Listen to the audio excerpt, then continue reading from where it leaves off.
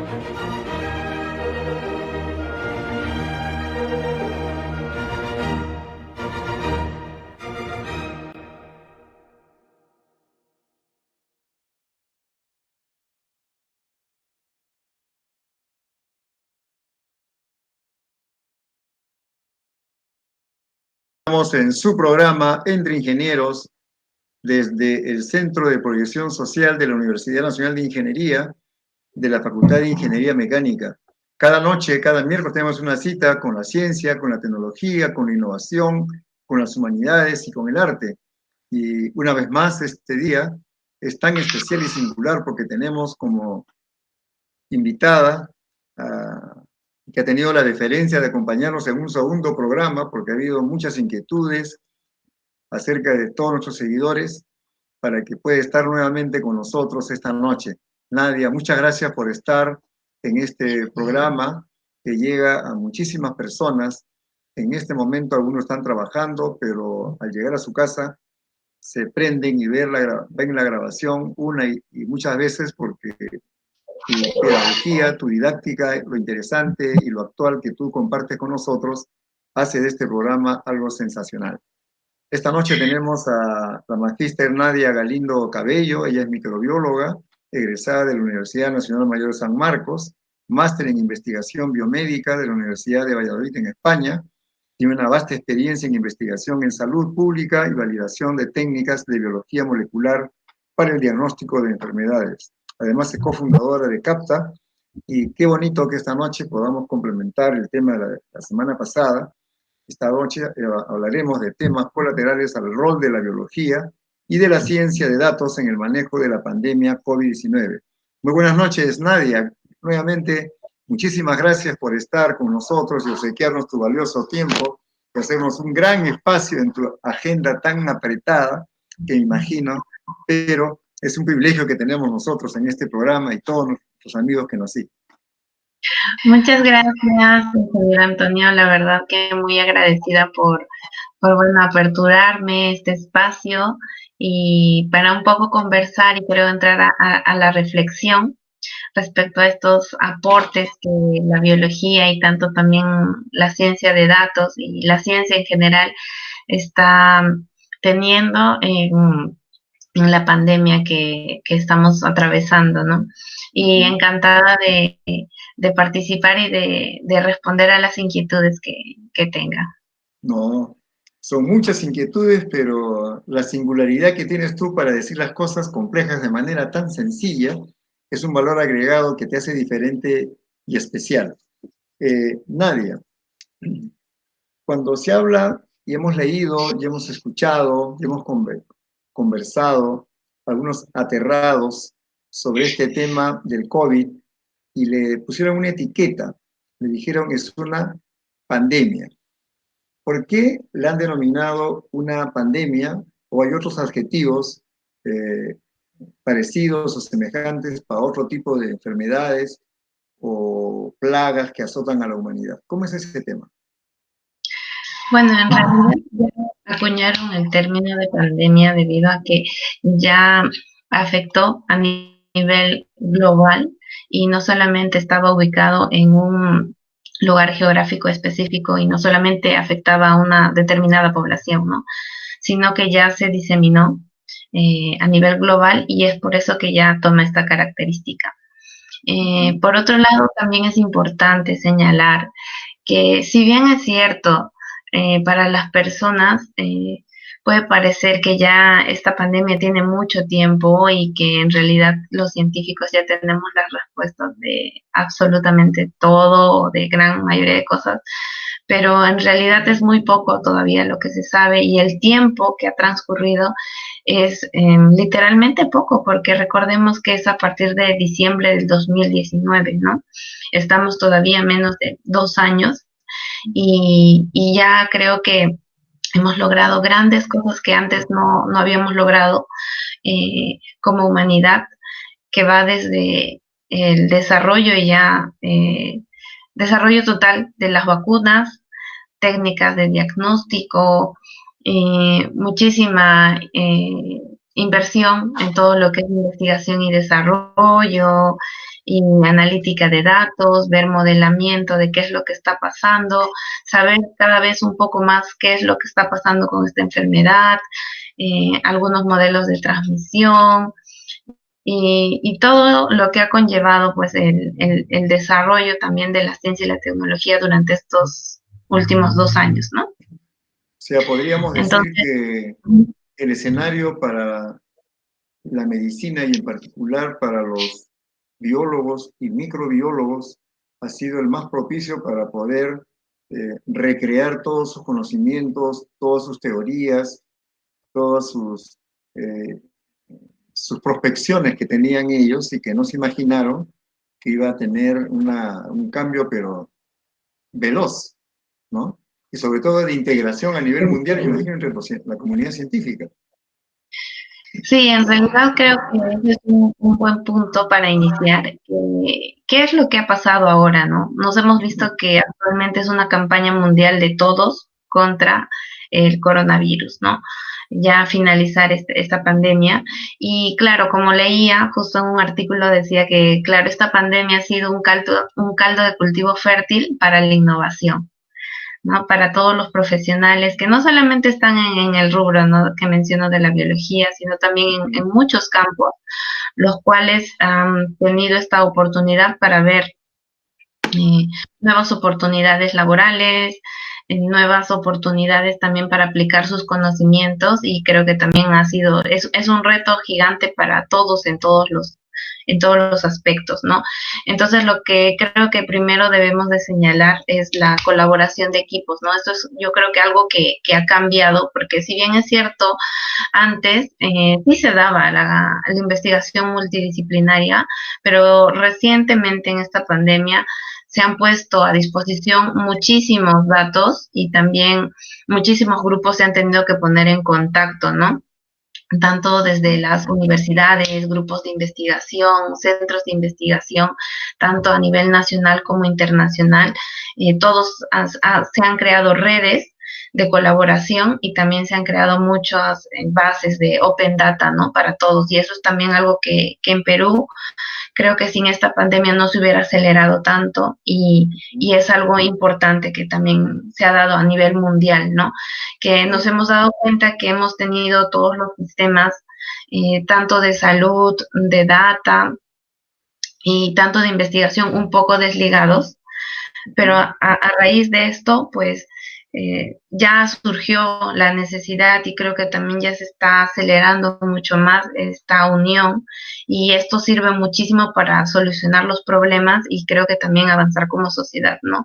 Y bueno, por ejemplo, en un caso ya práctico, podemos ver que, por ejemplo, los sistemas de trámites documentarios o los sistemas de contabilización, como vimos en Perú, de los fallecimientos. No estaban vinculados uno con el otro. Entonces, eso hace que la data no sea real, lo que se esté reportando, ¿no? Entonces, esta pandemia también ha reflejado cuáles son las debilidades del sistema en el que hemos estado viviendo, no solamente en Perú, sino también en todos los países a nivel mundial. Y claro, esto nos sirve de lección y también nos está dejando ya recursos desarrollados, por ejemplo, como les mencionaba, en los trámites documentarios, ¿no? Ahora, por ejemplo, yo vine acá y ya ahora todo se hace virtual y es algo que creo que antes no se hubiera dado.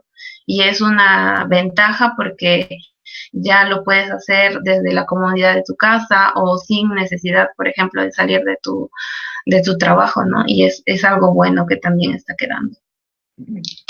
A nivel de la ciencia en la cual tú te encuentras haciendo una serie de estudios y análisis de innovaciones, ¿cómo era el escenario en tu campo de la biología, de la microbiología, eh, antes de la pandemia? Había una inercia, había una zona de confort, no había una motivación especial, más allá que la que pueda tener una persona que le gusta la investigación, y cómo y qué ha sucedido luego de que ha ocurrido la pandemia, ¿no? ¿Qué ha sucedido con todos ustedes? ¿Cómo ves la semana pasada comentabas, aparte de la microbiología, de otras áreas muy especiales? Me encantaría que hagas un pequeño resumen para entrar al tema que hoy día vamos a compartir. Claro, yo creo que antes de la pandemia, pues ha habido un poco la carrera del biólogo no era tan valorada. Sin embargo, a raíz de esto, pues ya hemos salido, se podría decir, a la luz, que nuestra labor no solamente está en las aulas, como muchos lo veían, ¿no? Sino que también tenemos un rol importante en el desarrollo tanto de investigación como también descubrimiento de, por ejemplo, las terapias, tratamientos, el desarrollo de las vacunas, también en la ejecución, evaluación de las técnicas de diagnóstico de biología molecular, también en el caso del estudio epidemiológico y en sí también en el propio estudio del propio virus, ¿no? A nivel genético, a nivel ya se podría decir poblacional, cómo se está distribuyendo, cómo se dan estas mutaciones, hacer un seguimiento, un análisis comparativo, se podría decir no solamente a nivel genético, ¿no? Con el estudio de la genómica, que es lo que estudia los genes, sino también a nivel, se podría decir, proteómico, que es con el estudio de las proteínas, por ejemplo, ¿no? Entonces, antes, pues, no se hablaba abiertamente de esto y creo que cuando uno se dedicaba a esta rama, pues empezar a hablar o decir alguna palabra más, se podría decir técnica o científica, pues claro, las personas no te iban a entender, pero ahora, por ejemplo, ya saben que existen técnicas de biología molecular, o por lo menos han escuchado, ¿no?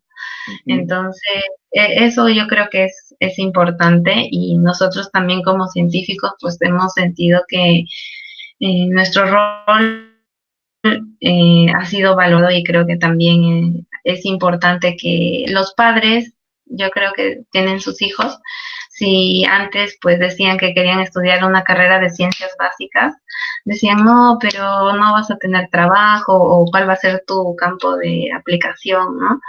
Y pues ahora ya saben que estas carreras pues son el presente, ¿no? Y actualmente también estamos implicados en muchos avances que a futuro van a servir y se están dando, ¿no? Entonces, yo creo que un poco va por allí. Ya. Y Eh, luego, ujú, sí. no, sigue, ¿no? Bueno, y como antes, era un poco, creo que también, yo creo que llamaba la reflexión respecto a los presupuestos, porque muchas veces decían que ¿por qué tanto presupuesto, por ejemplo, para proyectos de eh, investigación, ¿no? ¿Por qué tanto? Porque en realidad los insumos, no solamente se trata de insumos o de personas, de contratar personal, sino también de infraestructura y también dotarla de tecnología. Y creo que esto también lo pudimos haber visto reflejado en la primera etapa de la pandemia en Perú, donde solamente estaba el Instituto Nacional de Salud. Era el único que se encargaba de hacer los análisis moleculares. Sin embargo, lo ideal y lo que debía haber sido era que en cada región ya por lo menos cuenten con un laboratorio de biología molecular equipado con personal entrenado y con insumos. Eso yo creo que hubiera ayudado muchísimo también para hacer una rápida detección de los casos y también una prevención de la diseminación. Pero lamentablemente pues esto no se había dado y hemos tenido que ir sobre la marcha implementando, capacitando a las personas, haciendo transferencias de tecnología, de metodología y obviamente eso nos ha llevado tiempo y también se ha visto reflejado en las cifras, ¿no? Ujú. Pero bueno, viendo lo positivo desde que ya, como mencionaba antes, ya se dieron estas inversiones económicas en equipamiento, entrenamiento de personal y creo que esa infraestructura ya va a quedar y eso es importante, ¿no? Porque ya ahora cada región, por lo menos hasta lo que sé, ya casi todas las regiones ya cuentan con un laboratorio de diagnóstico de biología molecular y Ujú. eso pues es un gran avance, ¿no? Para lo que estábamos hace menos de, casi hace un año. Claro. Debemos entender entonces que todo este desarrollo tenía un objetivo. El objetivo era poder descubrir, crear la denominada vacuna, ¿cierto? Entonces, eh, ¿consideras tú que fue rápido la respuesta de los investigadores para poder encontrar las vacunas, aquellas que ahora están aplicando a nivel mundial y en nuestro país con esto del vacunotón y todas esas cosas? ¿Por qué crees tú que fue tan rápido el tema? Porque apareció lo que es la biología computacional, ¿cómo es el tema? Sí, en realidad yo creo que es un histórico que también tenemos que considerar porque es una vacuna histórica. Las vacunas usualmente el desarrollo de estas llevan aproximadamente de 15 a 20 años. Y como les mencionaba, la pandemia tiene menos de 2 años y que ya en menos de ese tiempo hayamos desarrollado una vacuna y que ya le estemos aplicando y que sea un éxito, porque está previniendo muchísimos todos Claro, los casos que están llegando a UCI y básicamente previene la muerte, ¿no? Entonces es un hito que realmente es impresionante para mí, como por ejemplo, ¿no? que yo estoy en esta área, porque como les comentaba, la única manera, como mencionan los especialistas, de llegar a esa inmunidad que antes se decía, ¿no? De rebaño en conjunto, iba a ser con la vacunación. No iba a ser, como antes mencionaban, que iba a ser por el contagio gradual de todos. Eso sí se iba a ya, dar, pues iba a tener un costo altísimo de vidas. Ahora, ¿por qué se dio este avance tan rápido de la vacuna? a Que ver, claro, las personas normalmente se sorprenden. Bueno, en primer lugar hay que tener en cuenta, como les mencionaba, que todo desarrollo de vacunas consta de 4 fases. Fases clínicas, ¿sí? Entonces, estas usualmente se dan de forma lineal. Es decir, una fase va primero, que es en el laboratorio, una fase preclínica Ya. donde se analizan animales de laboratorio y todo esto in vitro, y luego cuando ya pasó toda esta fase, pasa ya a una fase uno donde se analizan ya en personas, pero en muy poca cantidad de personas. Luego ya pasa a una fase 2 donde también se tiene que evaluar, por ejemplo, la dosificación, los efectos secundarios, que no sea dañino, y luego ya pasa a una fase 3 en la cual ya se evalúa a mucha más cantidad de personas. Finalmente, cuando se evalúan todos estos reportes, que siempre son al final de cada fase, se pasa ya una fase 4 donde ya se podría decir es una liberación para el público, pero también siempre haciendo una vigilancia. Todas estas fases usualmente, como les digo, se hacían en una forma lineal y era como que año tras año, y se tenía que hacer mucha, muchos trámites, las evaluaciones al final de cada fase, y también eso llevaba mucho tiempo porque imagínense, si yo convoco a personas para que se hagan un ensayo experimental, van a tener muchas dudas. Entonces, Así es. obviamente no hay muchas personas dispuestas a entrar en ese tipo de estudios clínicos, porque no es un medicamento que haya sido aprobado, sino que está siendo aprobado en personas. Entonces, todo esto llevaba a que, claro, las vacunas usualmente se produjeran unos más o menos 15 o 20 años. Además, recordemos que para un medicamento primero tiene que estar aprobado. Porque, por ejemplo, una industria o alguien que produce algo no lo va a producir si no va a estar seguro de que va a servir o no, porque podría perder su inversión. Y todo esto que les comento sucedió de una manera más rápida y secuencial y en forma paralela. Las fases de las investigaciones se dieron en formas paralelas, pero sin saltarse. Es decir, primero se dio la fase preclínica. Para esto ya habían diferentes, se podría decir, plantillas de vacunas que ya anteriormente se habían usado con éxito para otro tipo de enfermedades de virus, y además también ya estaban en desarrollo otras vacunas para otros coronavirus, eh, creo que era para el SARS-CoV-1. Entonces era prácticamente como hacer un copia y pega, ¿sí? Entonces ya Ya. teníamos esa plantilla que en realidad se demoraba mucho. Y luego, a la par, pues todos los organismos que evalúan la eficacia y también la seguridad de las vacunas iban haciendo las revisiones, pero en forma secuencial, no al final de la fase, sino en forma paralela. Eso hacía de que los tiempos se redujeran y que al finalizar, por ejemplo, la fase preclínica o la fase uno clínica, ya se tuviera la evaluación lista. Entonces, cuando ya empezaron los procesos de fase 2, cuando ya se evaluaban un poco más de personas, una mayor cantidad de personas, ya la industria empezó a producir las dosis bajo riesgo de que quizás no funcionaran o que no se aprobaran o que el nivel de eficacia fuera menor. Y eso lo que hizo fue acortar los tiempos porque cuando ya se terminaron las investigaciones clínicas de fase 3, ya la producción de vacunas y los lotes ya estaban producidos. Entonces, eso hizo de que obviamente en un menor tiempo y solamente en casi un año se llegaran a obtener las vacunas, ¿no? Pero siempre respetando todos los procesos de eficacia, calidad, seguridad que implican normalmente las vacunas. Nadia, Entonces, eso es eh, lo que básicamente ha ocurrido. ujú. Em, entonces, podemos pensar, podemos concluir que en esta etapa, llevada por la necesidad y por los altos indicadores de mortalidad de este virus, algunos protocolos se han tenido que innovar necesariamente para poder dar paso a estos medicamentos denominados vacunas para poder contrarrestar el efecto letal del virus. Un poco, eh, a ver si sale o no sale también en algunos casos, ¿no? Por acierto y error. ¿Y esa data cómo se manejó? Sí,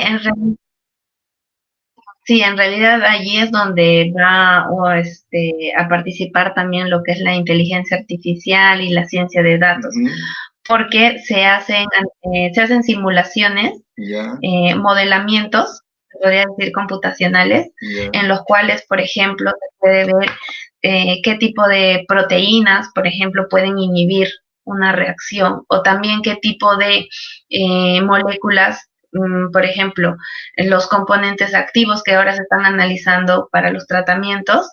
Tienes un pool, imagínate, porque actualmente tenemos muchas moléculas que podrían tener una buena, eh, podrían ser usadas, ¿no? Como tratamiento, pero no tenemos el tiempo, no tenemos el dinero para estar haciendo tantas pruebas. Entonces, el primer screening que ahora se hace es a nivel computacional, utilizando también analítica de datos y modelamiento de proteínas, por ejemplo, donde hacen la simulación si puede haber, por ejemplo, una inhibición o acoplamiento de determinadas sustancias, y con eso pues ya vamos reduciendo la cantidad de posibles candidatos y ya vamos acercándonos a un candidato mucho más efectivo, ¿no? Para ya no estar perdiendo el tiempo ni también el dinero haciendo pruebas en algo que realmente no va a ser tan eficaz. Entonces, ¿No? es allí. Entonces, en eso, por ejemplo, es donde la ciencia de datos también ha ayudado muchísimo a cortar los tiempos y también a ver, ¿no? ¿Cuál es el mejor, cuál es la mejor opción? Debemos, tu comentario es súper interesante y lleva a una curiosidad. Cuando uno habla de vacuna, eh, ¿cómo deberíamos de definir a una vacuna? ¿Como como una medicina que va a desaparecer al virus, que lo va a apaciguar, que va a atenuar su efecto, nos va a inhibir de que pueda atacarnos? ¿Cómo es el tema? En realidad, hay que entender que la vacuna va a ser, pues, un compuesto, el cual va a contener un componente, ¿Ya? el cual va a hacer que nuestra respuesta inmunitaria propia de nuestro cuerpo aumente frente a un determinado agente, se podría decir un virus, ¿no? Ahora, ¿Ya? dentro de los componentes de la vacuna, tenemos que tener, por ejemplo, a un antígeno, que es como una proteína, básicamente una proteína, la cual va a activar nuestro sistema inmune y va a simular la enfermedad, ¿sí? Entonces, al momento de hacer la simulación de nuestra enfermedad, de la enfermedad, nuestro cuerpo va a reaccionar y va a generar una memoria. Entonces, estas células que ya van a tener memoria van a reconocer si es que el virus luego ingresa a nuestro cuerpo, ya lo van a reconocer. Y ahí sí va a actuar y van a hacer que obviamente la enfermedad que tengamos no desencadene lo que normalmente haría si es que no estuviéramos vacunados, ¿no? Es como hacer un entrenamiento a tu cuerpo, pero ¿Ya? sin los estragos que te podría causar la propia enfermedad, que puede ser en este caso hasta la muerte, ¿no? Entonces es básicamente entrenar a tu cuerpo con eh, una solución, ¿no? Que va a contener un agente que puede ser una proteína, puede ser también el propio virus atenuado, que es decir, como medio atontado, partículas del virus, o en este caso también que la nueva tecnología de las vacunas que se han usado son las de ARN mensajero, que simplemente como enviar un texto, una plantilla, y eso se ha introducido en las vacunas y esa plantilla ha ido a tu célula y tu célula ha producido la proteína que el cuerpo reconoce, y con esa respuesta tu cuerpo ha generado los linfocitos de memoria, los cuales van a obviamente actuar si es que el virus te infecta naturalmente, Entonces, lo que ahora que lo menciono es importante ver que, claro, por ejemplo, ahora en la pandemia hemos podido usar una nueva tecnología para el desarrollo de vacunas, que es la de ARN mensajero, que por ejemplo se utilizó con las vacunas de Pfizer y de Moderna, y además también las de adenovirus, que esas anteriormente también ya se habían usado, pero creo que con esta nueva pandemia, con las vacunas, por ejemplo, las de Oxford y también las de Johnson, se está viendo la utilidad, ¿no? Entonces, esto también facilita el manejo y también la producción de estas vacunas, y yo creo que de acá para adelante, pues, estas mayormente usadas en en las vacunas que vengan.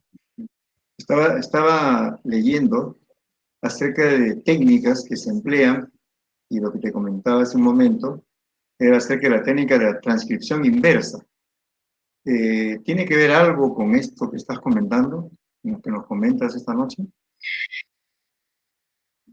Claro, en realidad la transcripción inversa, en primer lugar tenemos que partir de, bueno, del anterior dogma de la biología, ¿no? Que era que solamente se podía pasar de una molécula, primero de ADN, luego ser transcrita al ARN y luego hacer proteína. Pero luego se descubrió que habían organismos que no necesariamente tenían el material genético del ADN, sino tenían un ARN.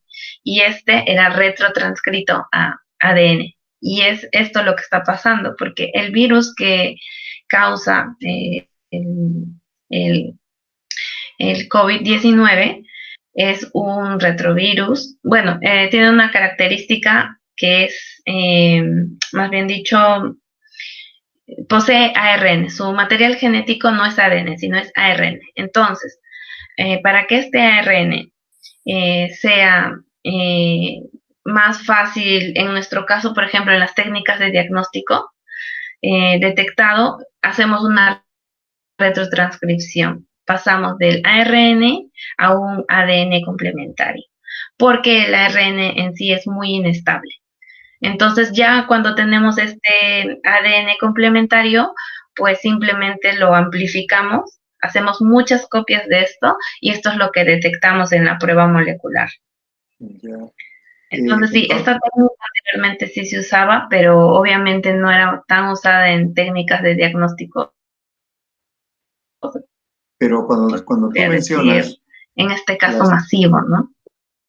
claro, cuando hablas de técnica de diagnóstico y verbalizas la palabra masivo, inferimos que hay una ingente cantidad de información, ¿no? Que, que ha proveído de muchos lugares del mundo, ¿no? Y que han sido procesadas, y es allí donde entra el tema que hoy nos convoca, que es la ciencia de los datos. Entra el tema del Big Data, entra del Machine Learning, entra el tema del procesamiento de información, de las nuevas carreras que hablan de procesar información, ¿no? Entonces, ¿cómo la ciencia de los datos se ha desarrollado y bajo qué herramientas han podido coadyuvar para que se puedan descubrir estas vacunas? ¿Cómo tú que estás en ese ambiente de la investigación y que eres una experta en estos temas del manejo de los datos, qué podrías compartir con nosotros esta noche respecto a ese tema, a la importancia de las tecnologías y la sapiencia en el manejo de los datos? Bueno, en realidad yo creo que tenemos que tener en cuenta que actualmente, como les mencionaba, se han obtenido muchísimos datos, ¿no? No solamente a nivel biológico, sino también en los campos epidemiológicos. También hemos tenido muchísimas fuentes de datos, ¿no? Desde las ubicaciones de GPS, que también se han estado utilizando muchísimo para hacer seguimiento de casos, prevención eh, y también, por ejemplo, marcaje de zonas de alto riesgo. En el caso de la biología, pues lo que hemos estado viendo es en el secuenciamiento masivo del genoma de este virus, el cual nos ha podido arrojar en este tiempo, pues, variantes, mutaciones, y todo esto también ha servido para correlacionar, por ejemplo, los picos, donde en algunos países veíamos que de repente estaba en una tendencia normal y de repente empezó a subir muchísimo los casos de hospitalización o muertes y fallecimientos, veíamos que era muchísimo más grave. Entonces, gracias al análisis del secuenciamiento de estos genomas de los virus, Ujú.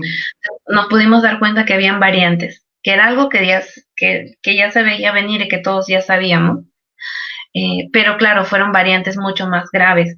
Y es por eso también que la OMS ya en mayo de este año empieza ya a clasificar, ¿no?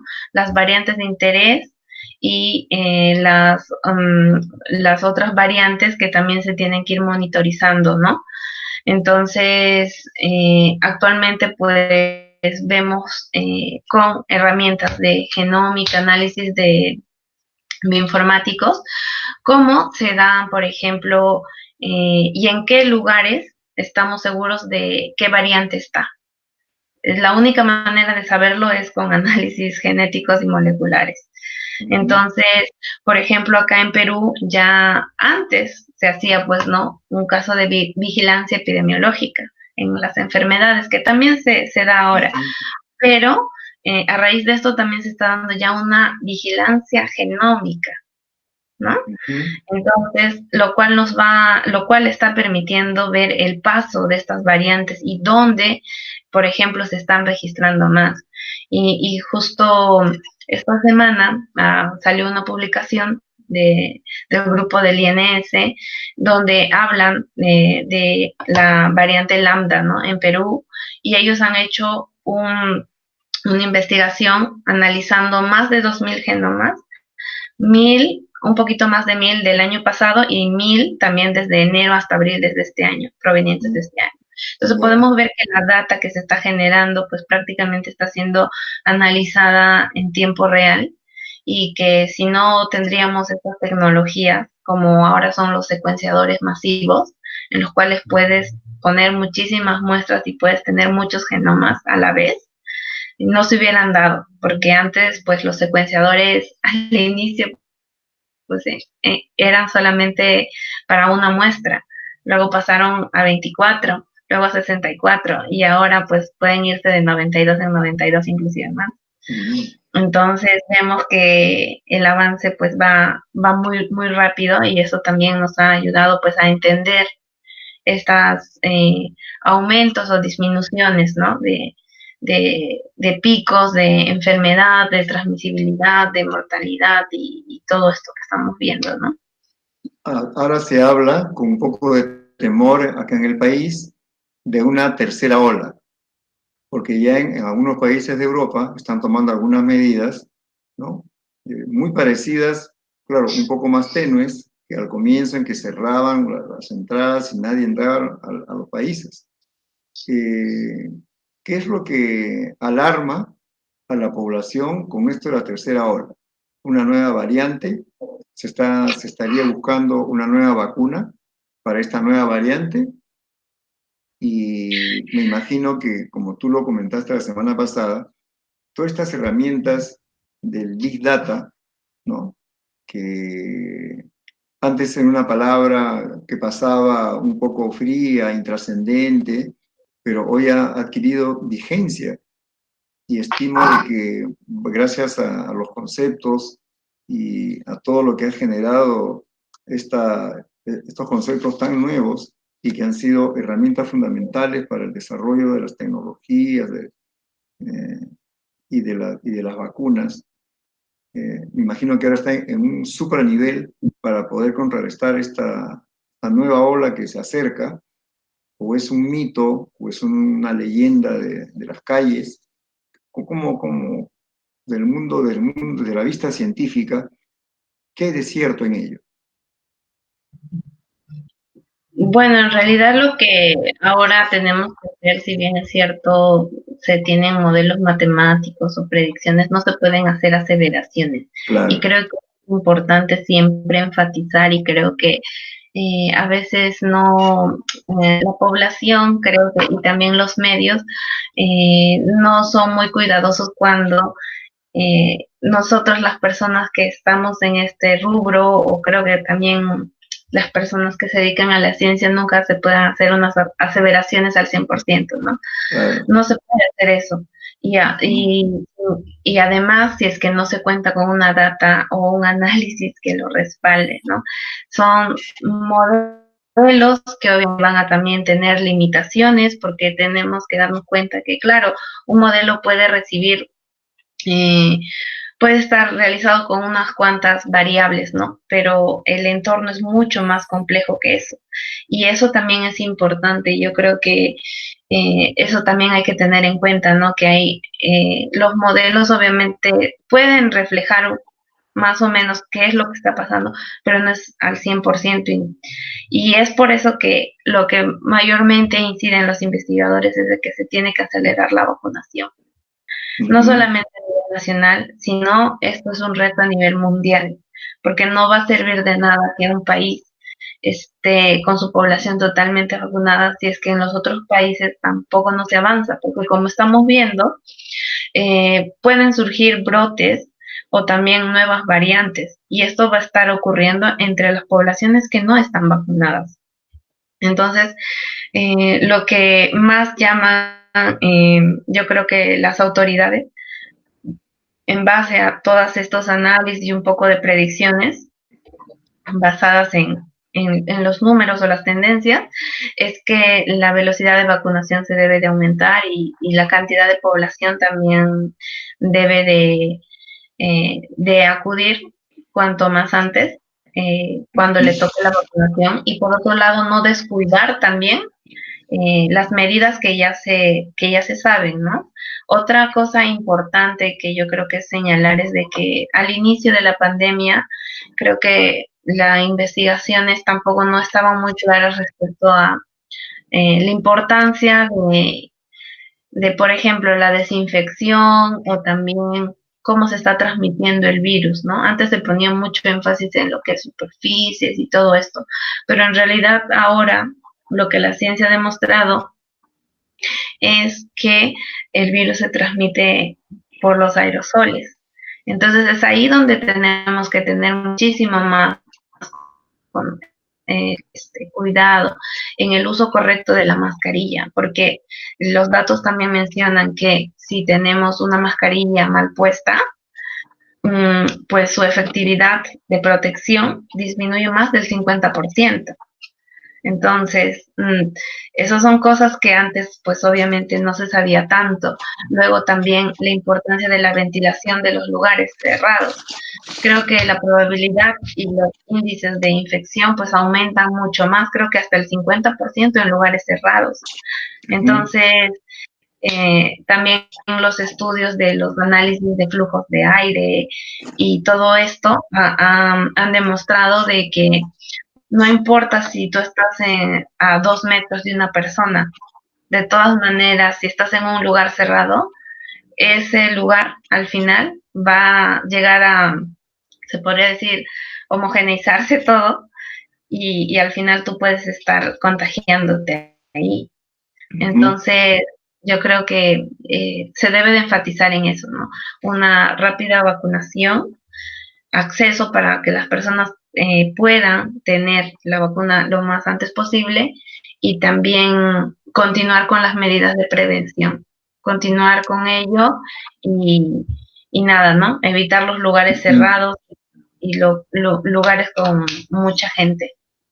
Bueno, ya que tocas ese tema, no es muy difícil encontrar en Lima lugares de alta concurrencia y pareciera que la población no sabe, se ha olvidado, sufre de amnesia o algo parecido, porque observamos con mucha frecuencia, por no decir a cada instante, los mercados, el centro de Lima, gente que está en una reunión, gente que sigue reuniendo para celebrar algún motivo, ingiriendo licor, la movilidad pública también un poco más llena ya, o sea, la gente no respeta. Entonces ahí aparece un tema que también tiene que ver con esto, que es el aprendizaje. Parece que la gente no ha aprendido.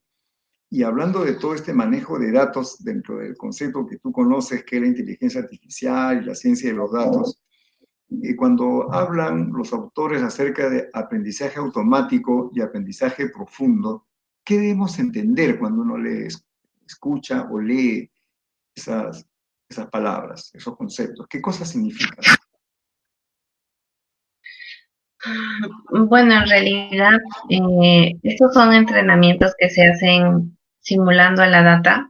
Se le sueltan, por ejemplo, es como que tú entrenas a alguien con casos, ¿no? Que te estás preparando para un examen, entonces le das como un balotario, más o menos los casos, y tú vas más o menos aprendiendo, sabes cuál, al inicio tú puedes ver, por ejemplo, las respuestas, ¿no? Entonces tú ya sabes qué está bien y qué está mal, pero luego ya empiezas a hacer un entrenamiento, se podría decir a ciegas, ¿no? Tú ya le sueltas simplemente el examen y ya, según más o menos tus conocimientos o lo que tú ya sabes discernir entre lo que es y lo que no es, pues tú vas entrenando así al algoritmo o bueno, al mecanismo de inteligencia artificial y es así como que luego se va perfeccionando. Y esto es lo que pasó, por ejemplo, en un modelo que hicieron para eh, un modelo híbrido para predecir la tendencia del COVID, por ejemplo, en tiempo real, ¿no? Y también lo que hicieron fue hicieron, en el caso de unas tomografías computarizadas, lo que hicieron es hacer un entrenamiento de un software asistido, ¿no? Le daban unas tomografías digitalizadas y claro, les hacían discernir, ¿no? Entre cuáles eran, qué patología tenían o cuáles no. Y luego, con los propios médicos especialistas, también hacían las correcciones, porque se enfrentaban, ¿no? Era que tú le dabas a la computadora, por decir, ¿no? Mira esta tomografía, ¿para ti qué es? Entonces, ya, con lo que ya se había entrenado, pues él decía, mira, es esto. Y si estaba incorrecto, pues los médicos lo volvían a corregir.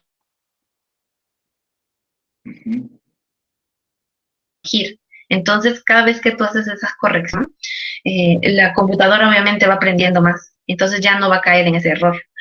Y es así como hicieron más o menos unas 4 o 5 rondas de correcciones con los médicos y al final lograron que obtener un coeficiente de similitud de datos que luego se compararon, ¿no? De los análisis de este software con el humano en 91.6%, con un margen de más del 10%, lo que hizo que esta segmentación automática de estos resultados haga que la reducción en el tiempo de diagnóstico sea mucho más rápido.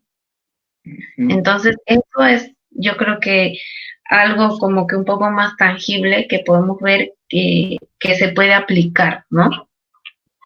Y por otro lado, también en esta pandemia, la evaluación de todos estos datos, de estos datos nos ha ayudado tanto a comprender, por ejemplo, el origen, la transmisión, eh, el tiempo de incubación y todo esto, ¿no? Que de todas maneras antes no se sabía, ¿no?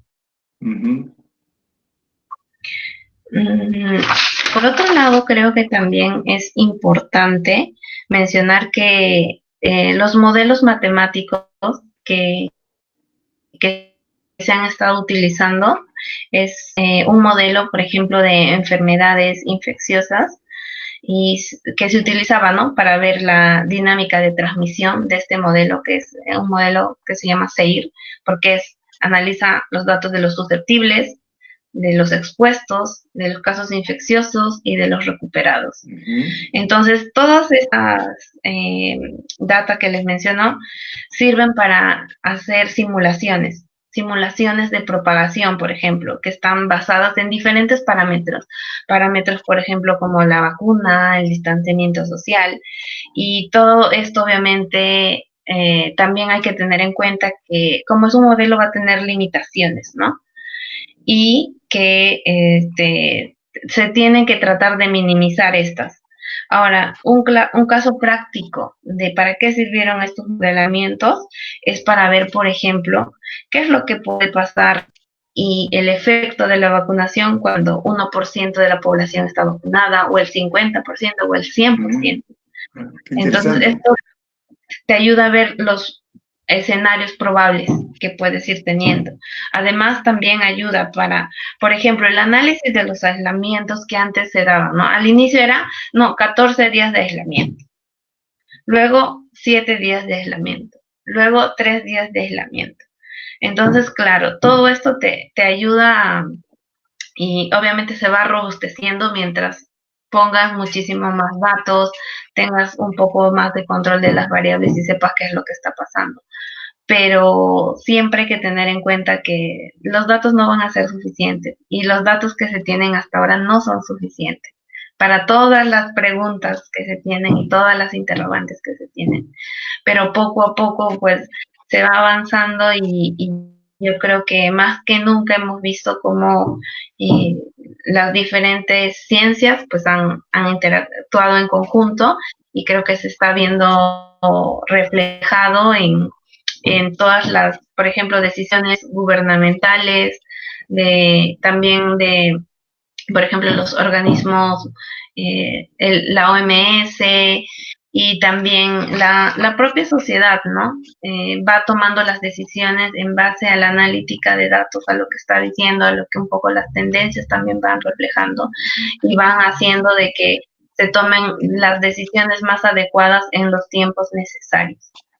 ¿Qué reflexiones puedes compartir con nosotros acerca de lo que esta pandemia ha dejado a nivel científico?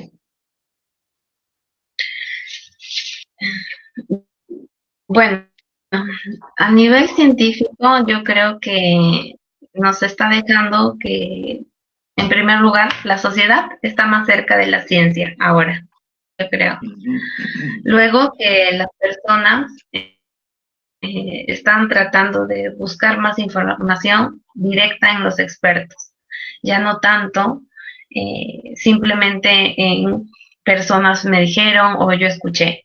Creo que esto también está empezando un poco, y creo que a los niños también les está generando mucho más interés lo que es la ciencia, la tecnología, el desarrollo de todo esto.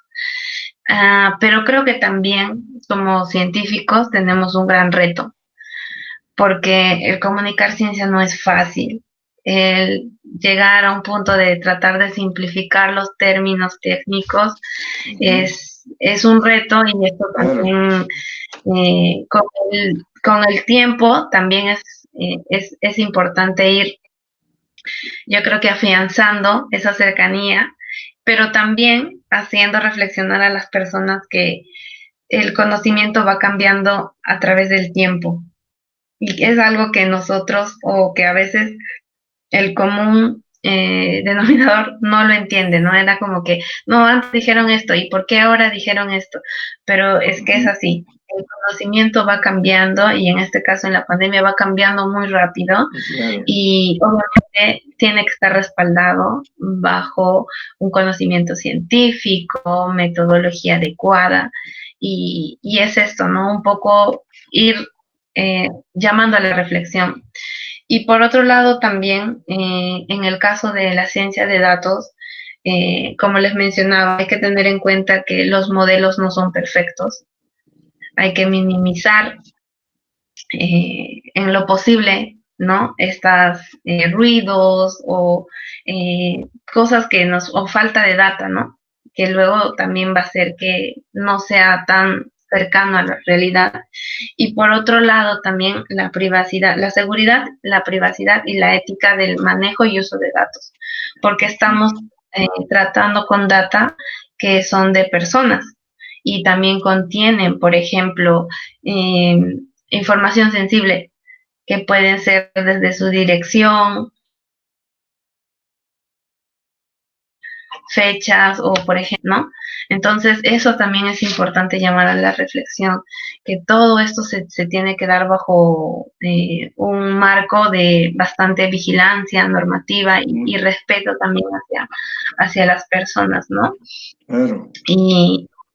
Y bueno, a raíz de esto también de la dificultad que tenemos los científicos de comunicarnos y de estar en contacto con la comunidad, pues sí. nosotros hemos, bueno, el año pasado con un grupo de amigos tuvimos la iniciativa de CAPTA, ¿no? CAPTA, que es un grupo eso te iba a preguntar. Eso te iba a preguntar, pero antes de preguntarte de CAPTA, hoy día entonces requerimos técnicas que manejen volúmenes, variedades, velocidades, con una dosis de veracidad y mucho valor. ¿Qué nos comentaría acerca de lo que se habla la bioética de la pandemia? ¿Cómo entendemos la bioética de la pandemia? Bueno, en realidad, como comentaba, siempre existió, bueno, no siempre, ¿no? Más o menos desde los años 80 están ya las normas o los comités de bioética, los cuales se van a encargar de regular todos estos estudios que tengan que ver con organismos biológicos o vivos y mucho más si se trata de estudios que impliquen a personas. Entonces, uno de los principios, por ejemplo, es de que siempre tiene que haber un consentimiento informado. Y esto es lo que, por ejemplo, pasó en los grupos de vacunación acá en Perú que vimos, ¿no? Los voluntarios.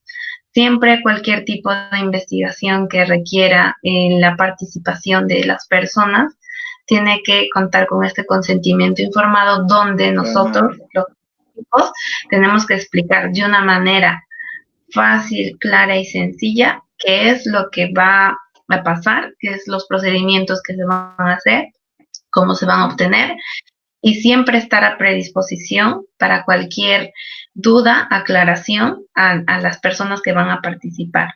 Entonces, eso es muy importante porque tenemos que ser conscientes de que ellos también están poniendo, por ejemplo, en este caso, en riesgo su salud, ¿no? En pro de un beneficio para la humanidad. Entonces, eso es importante. Yo creo que como profesionales, la ética en todos los campos, mucho más en estas épocas de la pandemia, donde hemos visto casos de corrupción, de personas que ejercen de manera correcta su profesión. Exacto, entonces creo que los colegios profesionales también cumplen un rol importante.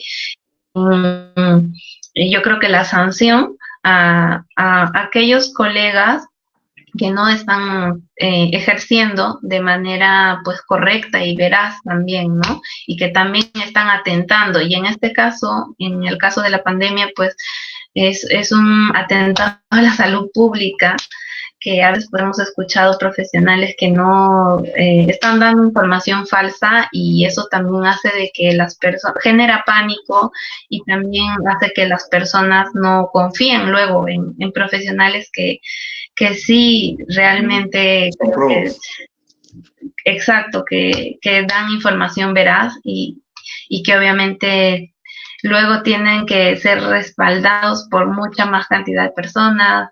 Pierdes mucho más tiempo en desmentir algo que es falso que propagar algo que es verdadero, ¿no? Entonces, esa reflexión también es importante. Qué bien, Nadia. Ahora cuéntanos. Y la pregunta es,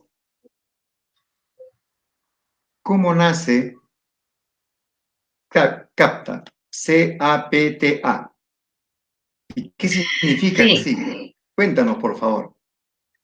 Bueno, CAPTA somos un grupo de, jóvenes investigadores. Y CAPTA, el nombre significa conocimiento amigable para todos. y surgió a través de esta necesidad que les mencionaba de informar de manera sencilla y acercar hacia Ah, la población esta información del campo de la biología y un poco de la ciencia, ¿no? Pero de una forma clara y concisa.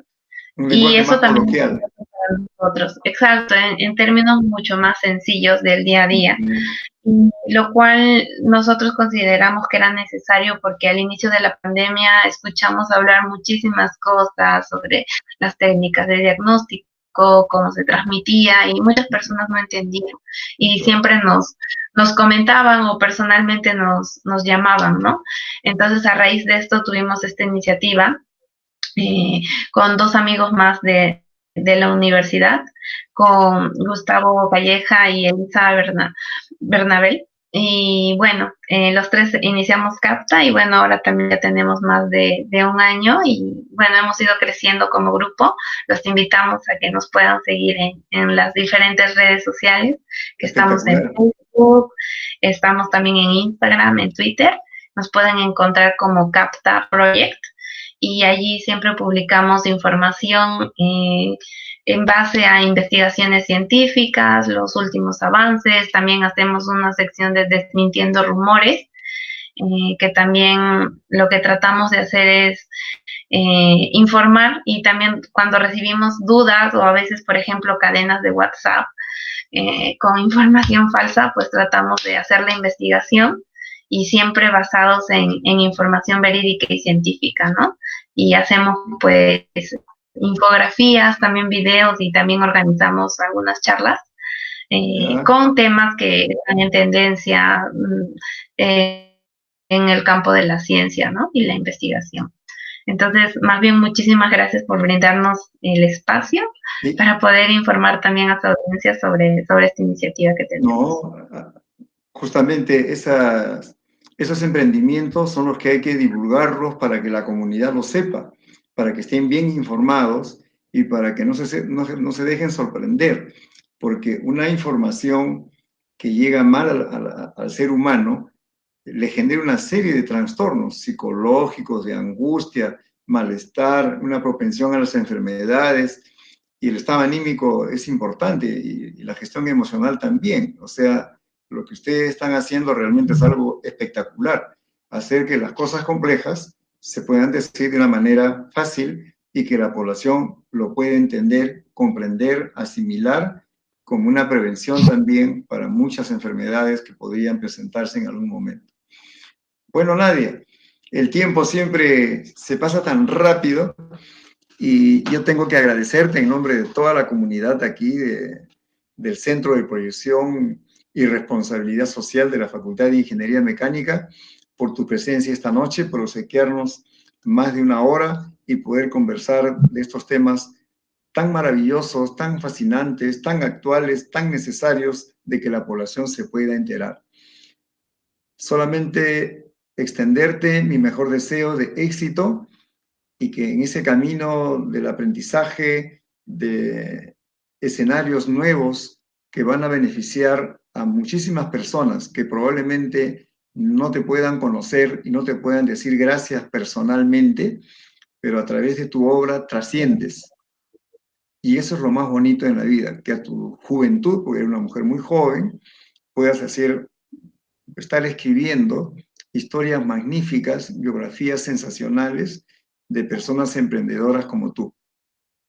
Que Dios siempre te permita encontrar nuevas y mejores maneras de disfrutar de la vida, de alcanzar logros, éxitos y sobre todo que en ese trabajo tan maravilloso del descubrimiento puedas encontrar infinitos momentos de felicidad. Un abrazo. Muchísimas gracias por las palabras, por la consideración y por la invitación. Espero que no sea la última vez. Eh, Cada, y, cada vez y que en vengas al realidad, Perú, cada vez que vengas al Perú, ten la seguridad que te voy a invitar. muchísimas gracias, ingeniero Antonio. Y bueno, agradecer también a ustedes por considerarme por segunda vez No, como invitada de su programa. La verdad gracias. que también me gusta mucho porque también hace de que yo creo que pueda simplificar un poco algunas cosas que sé, algunas cosas que también voy leyendo y aprendiendo. Y creo que eso es importante, ¿no? Compartir el conocimiento que sea accesible para todos y que sea más que nada de una forma fácil y sencilla. Entonces, me despido de su audiencia y bueno, también que sigan el éxito en este programa que creo que es muy necesario porque da la oportunidad también que personas de diferentes Ujú. perfiles creo que puedan dar un poco su opinión respecto a los temas en los cuales están involucrados y es importante creo para toda la sociedad y también para los estudiantes yo creo de la UNI que los debe de motivar muchísimo que también se den el tiempo de realizar un programa así. Entonces, también encantada de la invitación y bueno, también agradecerle por la difusión de Capta. Muy bien. Gracias, Nadia, nuevamente. Y quiero esta noche expresar un saludo especial a uno de los grandes seguidores, a una persona muy admirable que estuvo de cumpleaños la semana pasada. Y he reservado este momento para extenderte mi mejor saludo, Jaime, que hayas pasado un día maravilloso con tu familia, un hombre ejemplar, un referente para cualquier persona, y me alegra y celebro saber que me consideras tu amigo. Y me hace muy feliz saber que existes y que Dios te brinde muchas bendiciones y que sigas siendo ese hombre amable, correcto, ejemplar, amigo, un caballero, un señor. Feliz cumpleaños, Jaime, desde aquí, desde este programa, Entre Ingenieros. Y a ustedes, amigos, el próximo miércoles a esta hora estaremos con otro invitado sensacional como lo ha sido Nadia Galindo Cabello, que nos ha recreado todo este tema tan extenso y que nos tomaría muchas horas, pero ella con la capacidad y las competencias profesionales y académicas que posee, lo ha hecho de manera sencilla. Hasta el día miércoles. Muy buenas noches y muchas gracias. Felicidades. Nos vemos el próximo miércoles en este su programa Entre Ingenieros. Buenas noches. Gracias. Chao, Nadia. Felicidades. Bueno, Bien.